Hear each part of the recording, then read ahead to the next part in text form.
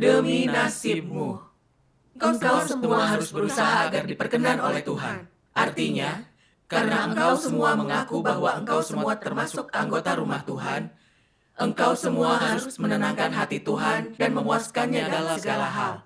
Dengan kata lain, engkau harus memegang prinsip dan selaras dengan kebenaran dalam tindakan-tindakanmu. Jika hal ini di luar kemampuanmu, engkau akan dibenci dan ditolak Tuhan dan dipandang rendah oleh semua manusia. Begitu engkau sudah jatuh ke dalam keadaan seperti itu, engkau tidak bisa lagi terhitung sebagai anggota rumah Tuhan. Inilah yang dimaksud tidak diperkenan oleh Tuhan. Amin. Dari firman Tuhan kita lihat apa yang Dia tuntut dari kita. Memakai prinsip dalam tindakan kita dan menaati kebenaran. Sehingga kita memperoleh perkenanannya dan memuaskan Dia. Aku gagal melakukan ini sebelumnya. Terutama karena aku dikuasai oleh emosi. Selalu hidup dan bertindak berdasarkan perasaanku. Meskipun aku tidak pernah terlihat melakukan kejahatan, tindakanku bertentangan dengan prinsip kebenaran. Dan ini menghambat pekerjaan gereja. Namun setelah Tuhan menghakimi dan menghajarku dengan firman-Nya, aku mulai memahami natur dan akibat dari bertindak dengan cara ini. Kemudian aku bisa menghadapi segalanya dengan motif yang benar, tidak dengan emosi. Dan aku bisa melakukan firman Tuhan. Syukur kepada Tuhan. November lalu ketika tugasku adalah sebagai pemimpin gereja, ada jajak pendapat tentang sebaik apa pemimpin kelompok bekerja di setiap tempat pertemuan. Dari tanggapannya, aku melihat Saudari Liz sebagai pemimpin kelompok selalu ceroboh dalam tugas. Dan jika ada kesalahannya yang ditunjukkan padanya, bukan saja selalu menolak untuk menerima kebenaran, tapi malah berdebat. Ketika orang lain mengalami kesulitan, dia tak mau bantu mereka dengan mempersekutukan kebenaran, malah menceramahi dengan cara merendahkan mereka. Setelah membaca semua ini, aku tahu bahwa berdasarkan prinsip seleksi di rumah Tuhan, dia harus diganti secepatnya. Namun kami memiliki kampung halaman yang sama dan telah bekerja bersama dalam tugas kami sebelumnya. Hubungan kami berdua sangatlah erat. Dan dia sering sekali menjagaku. Kalau aku memberhentikannya, dia akan berpikir aku tidak punya hati, benar kan? Beberapa tahun sebelumnya, dia diberhentikan dari jabatan sebagai pemimpin gereja. Dia nyaris tak mampu membebaskan diri dari kenegatifan jika posisi lain diambil darinya. Bukankah itu akan jadi pukulan yang lebih besar? Apa dia akan mampu untuk mengatasinya? Kurasa aku perlu bersekutu dengannya. Sehingga dia bisa melihat betapa gentingnya keadaan dirinya. Kalau dia bisa membalikan keadaan tepat waktu, dia mungkin bisa mempertahankan posisinya. Jadi aku menemui Saudari Lee untuk mempersekutukan masalah-masalahnya. Tapi kulihat dia tidak punya pemahaman yang nyata tentang dirinya. Aku sekuat tenaga berusaha menjelaskan dalam persekutuan itu. Setelah itu dia bersedia untuk berubah dan merenung. Dan akhirnya aku bisa menghela napas lega. Kupikir kalau aku bisa berikan rekomendasi yang baik tentang dia pada rekan sekerja, mungkin dia masih bisa tetap melakukan tugas itu. Beberapa waktu kemudian saat membahas pekerjaan, beberapa rekan sekerja berkata Saudari Lee selalu menolak menerima kebenaran dan mereka semua sepakat untuk menggantinya. Mendengar ini pikiranku jadi kacau. Aku berpikir, Saudari Lee memiliki beberapa masalah, tetapi dia siap untuk berubah. Tidak bisakah kalian memberinya kesempatan lagi? Saat itu, Saudari Zhou berkata, Saudari Lee telah lama berada dalam keadaan ini. Dia bersekutu dengan baik, tapi dia tidak mengamalkan apapun. Sama sekali tidak ada perubahan. Dia tidak cocok untuk jabatan ini. Dan aku pun dengan segera menyela dia. Saudari Lee mengalami kesulitan menerima kebenaran, tetapi dia sebenarnya proaktif dan bertanggung jawab. Baru-baru ini beberapa saudara-saudari telah pasif dalam tugas mereka, dan dia membuat mereka termotivasi. Lalu Saudari Bai segera menjawab. Saudari Lee sepertinya selalu melakukan banyak hal, bersikap sangat proaktif. Tapi sebenarnya dilakukan untuk pamer, tidak bisa menyelesaikan masalah-masalah real. Apa yang mereka katakan itu semuanya benar, dan aku tidak bisa menjawab apapun. Pemimpin gereja lainnya, Saudari Zhang, kemudian berkata, memang benar Saudari Lee tidak cocok untuk menjadi pemimpin kelompok. Tetapi kita belum memiliki calon yang cocok untuk menggantikannya. Biarkan dia tetap berada di posisinya sampai kita dapat menemukan pengganti yang cocok. Ini tepat seperti yang aku inginkan, jadi aku segera menambahkan. Aku setuju.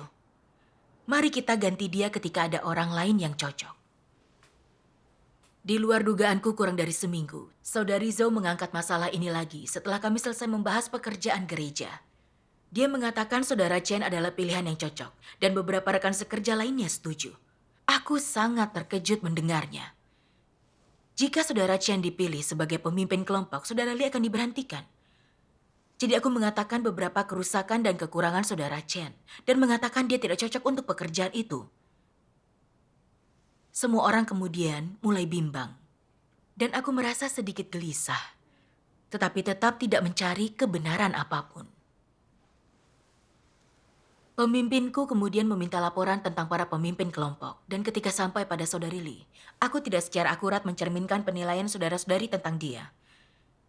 Aku merasa agak gelisah setelah dia pergi. Aku heran, mengapa aku berbicara untuk mendukung Saudari Li selalu mengkhawatirkan dia. Bukankah itu berarti aku sedang pilih kasih? Motif macam apakah yang sedang mengendalikanku?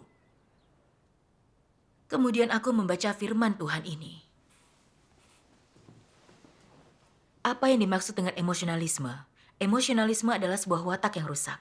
Jika kita memakai beberapa kata untuk aspek praktis dari emosionalisme, maka itu adalah keberpihakan ke arah melindungi orang-orang tertentu, menjaga hubungan secara fisik, dan tidak bersikap adil. Jadi membuang emosionalisme seseorang bukan berarti sama sekali tidak lagi memikirkan tentang seseorang. Biasanya engkau mungkin tidak memikirkan mereka. Tetapi kemudian segera, setelah seseorang mengkritik anggota keluargamu, kampung halamanmu, atau siapapun yang memiliki hubungan denganmu, engkau marah dan bertekad membela mereka. Engkau merasa terdorong untuk mengklarifikasi apa yang telah dikatakan tentang mereka. Engkau tidak bisa membiarkan mereka menjadi korban tuduhan yang salah. Engkau merasa perlu melakukan yang terbaik untuk mempertahankan reputasi mereka, membuat segala sesuatu yang salah tampak benar, tidak mengizinkan orang lain mengatakan yang sebenarnya tentang mereka. Ini ketidakadilan, dan ini disebut bersikap emosional. Jika orang tidak memiliki rasa hormat kepada Tuhan dan jika Tuhan tidak memiliki tempat di hati mereka, mereka tidak akan pernah mampu bertindak berdasarkan prinsip, apapun tugas yang mereka hadapi. Orang-orang yang hidup di dalam niat dan keinginan mereka yang egois tidak mampu memasuki kenyataan kebenaran. Karena alasan ini, setiap kali mereka menghadapi masalah, mereka tidak dapat mengenali di bagian mana dari niat mereka yang salah. Sebaliknya mereka menggunakan berbagai macam pembenaran dan alasan bagi diri mereka sendiri. Mereka pandai melindungi kepentingan, reputasi, dan hubungan antar pribadi mereka sendiri. Padahal mereka sama sekali belum membangun hubungan dengan Tuhan. Amin. Syukur kepada Tuhan. Ini menunjukkan bagaimana dalam menghadapi masalah kita tidak bisa bertindak adil. Bukan membedakan antara yang benar dan salah, malah mendukung dan melindungi mereka yang terhubung dengan kita. Ini namanya bertindak berdasarkan emosi, dan itu adalah jenis watak yang rusak. Iya, itu benar. Ketika kita dikuasai emosi, entah dalam tugas kita atau menangani masalah, kita hanya memikirkan perasaan kedagingan dan kepentingan pribadi, tanpa menerapkan kebenaran atau melakukan tugas dengan baik. Iya, itu benar. Itulah keadaanku pada saat itu. Aku tidak ingin memberhentikan Saudari Li karena aku bertindak berdasarkan emosiku. Aku sedang melindungi hubungan kami. Dan aku takut dia akan marah padaku. Jadi ketika para rekan sekerja ingin menaati prinsip dan mengganti dirinya, aku melakukan semampuku agar dia bisa mempertahankan posisinya. Ketika aku memberikan penilaianku tentang dia kepada pemimpin, aku menutupi semua kekurangannya karena pilih kasih, dan aku berusaha menyembunyikannya. Mengingat kembali aku melihat bahwa motif dan niatku semuanya dikendalikan oleh emosi. Artinya aku sedang hidup dalam watak rusak yang licik dan curang. Tega membahayakan kepentingan rumah Tuhan demi melindungi sebuah hubungan. Lebih suka menyinggung Tuhan daripada orang.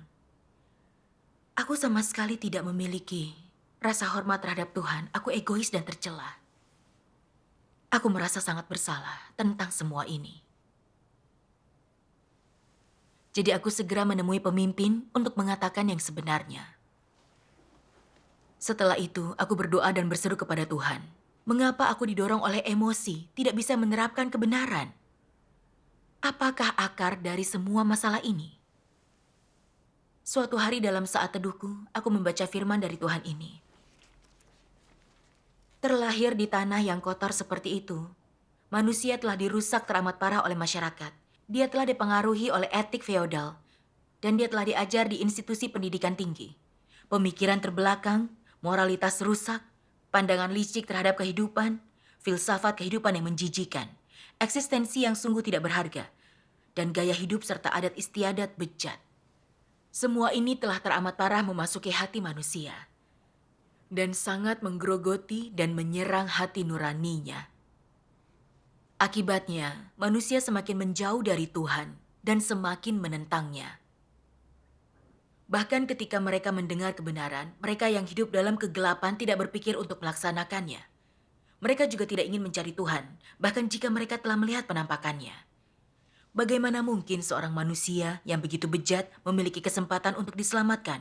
Bagaimana mungkin seorang manusia yang begitu merosot martabatnya hidup dalam terang? Amin. Haleluya. Syukur kepada Tuhan. Kemudian aku menyadari bertindak berdasarkan emosi terutama disebabkan karena disesatkan dan dirusak oleh iblis. Melalui pendidikan sekolah dan pengaruh sosial, iblis si setan memengaruhi manusia dalam segala jenis falsafah dunia dan hukum bertahan hidup. Seperti tiap orang memperjuangkan kepentingannya sendiri, darah lebih kental dari air, dan manusia bukan benda mati. Bagaimana ia bebas dari emosi? Aku telah hidup menurut semua falsafah ini, menganggap melindungi mereka yang dekat denganku sebagai sesuatu yang positif. Menganggap simpati dan belas kasihan sebagai bersikap penuh kasih.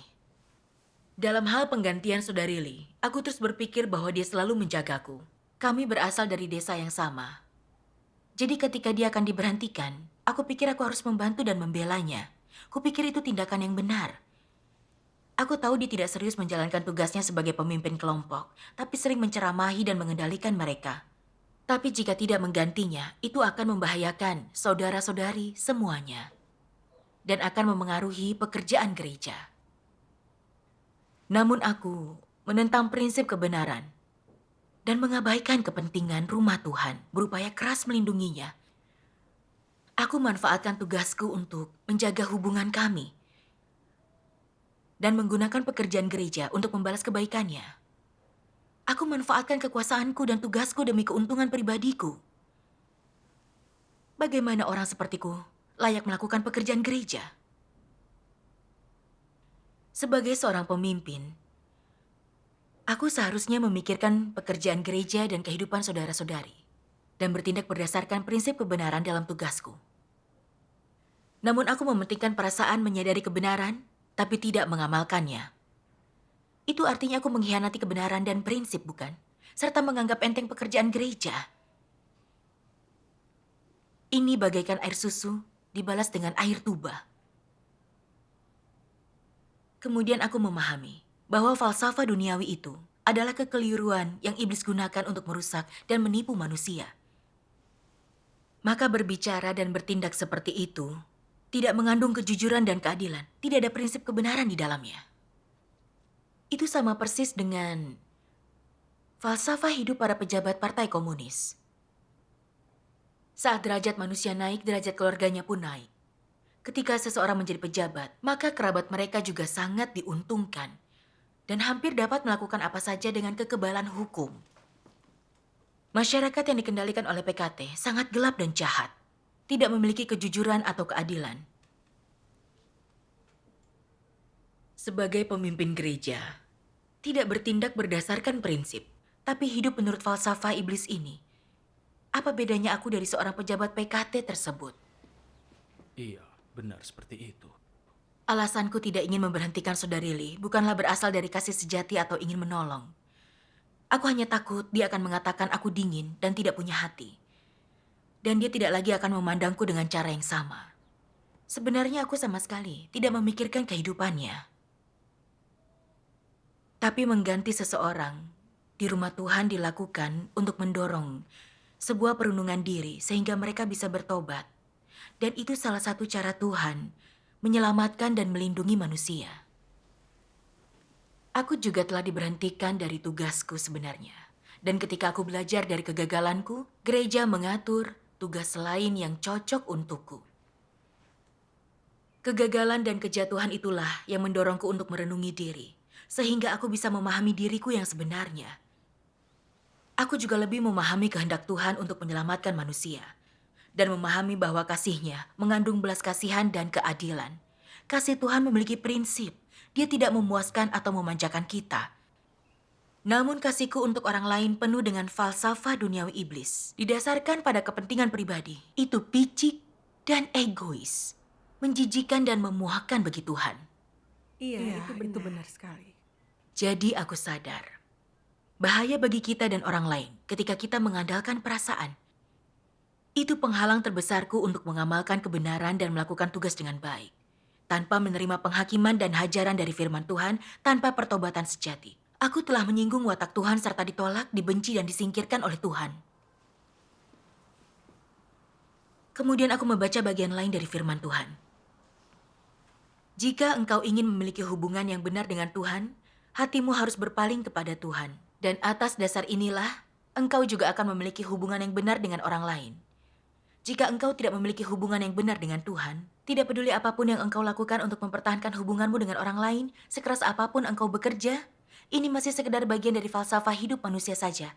Engkau mempertahankan posisimu di tengah halayak melalui perspektif dan falsafah manusia, sehingga mereka akan memujimu. Engkau tidak membangun hubungan yang benar dengan orang lain sesuai dengan firman Tuhan. Jika engkau lebih mempertahankan hubungan yang tepat dengan Tuhan daripada orang lain, jika engkau bersedia memberi hatimu kepada Tuhan dan belajar mematuhinya, secara sangat alami, engkau akan memiliki hubungan yang benar dengan semua orang. Dengan demikian, hubungan ini tidak dibangun atas dasar keinginan daging, tetapi berlandaskan kasih Tuhan. Dalam keinginan daging, hampir tidak terdapat interaksi, tetapi dalam roh, ada sebuah persekutuan dan cinta kasih, penghiburan, dan pembekalan bagi satu sama lain. Ini semua dilakukan berdasarkan hati yang memuaskan Tuhan. Hubungan ini tidak dijaga dengan mengandalkan falsafah hidup manusia, tetapi terbentuk secara wajar melalui beban demi Tuhan. Hubungan ini tidak membutuhkan upaya manusia, tetapi dilakukan melalui prinsip-prinsip firman Tuhan. Amin. Amin. Puji Tuhan. Puji kepada Tuhan. Benar sekali. Setelah membaca firman Tuhan, aku mengerti. Hubungan dengan saudara-saudari, terutama didasarkan pada kasih Tuhan, tidak dipertahankan oleh falsafah duniawi iblis. Mengamalkan kebenaran adalah kuncinya, Amin. khususnya dalam hal pekerjaan rumah Tuhan. Ketika melihat orang melakukan tugasnya bertentangan dengan prinsip kebenaran, kita harus persekutukan kebenaran untuk menolong dan mendukung mereka. Jika mereka masih tidak bertobat, setelah beberapa kali persekutuan, mereka perlu dipangkas dan ditangani jika dibutuhkan. Iya. Bahkan dengan keluarga dan teman, kita tidak boleh mengandalkan emosi atau mengikuti falsafah duniawi. Kita harus melakukan sesuai prinsip firman Tuhan, bersekutu bila diperlukan dan ganti mereka jika persekutuan itu tidak membantu. Pekerjaan gereja dan kepentingan rumah Tuhan harus selalu dijunjung tinggi. Hanya ini sesuai dengan kehendak Tuhan. Amin. Kemudian, aku membahas ini dengan beberapa rekan sekerja dan memberhentikan saudari Lee berdasarkan prinsip kebenaran. Aku juga memberikan persekutuan untuk membedah kinerjanya berdasarkan firman Tuhan. Dan mempromosikan saudara Chen menjadi pemimpin kelompok. Baru setelah itulah, aku bisa merasakan tenang di dalam hatiku. Setelah itu, aku membacakan beberapa firman Tuhan kepada saudari Lee dan bertanya tentang keadaannya. Dia berkata, syukur kepada Tuhan, semua yang Tuhan lakukan itu baik. Awalnya, aku merasa negatif dan menderita. Tapi melalui pembacaan firman Tuhan, aku paham Tuhan sedang mengubahku dengan cara ini. Jika aku tidak diberhentikan dan masalah-masalahku tidak ditunjukkan, aku tidak akan mengenal diriku, juga tidak akan berubah dan bertobat seperti sekarang. Mendengar ini aku merasakan betapa manisnya meninggalkan daging dan mengamalkan kebenaran. Amin. Aku sadar kehendak Tuhan adalah mengamalkan kebenaran dan mengikuti prinsip. Itu caranya bermartabat. Perubahan ini dimungkinkan hanya oleh penghakiman dan juga hajaran dari Tuhan. Syukur kepada Tuhan. Amin. Amin. Puji Syukur Tuhan. kepada Tuhan. Syukur ya.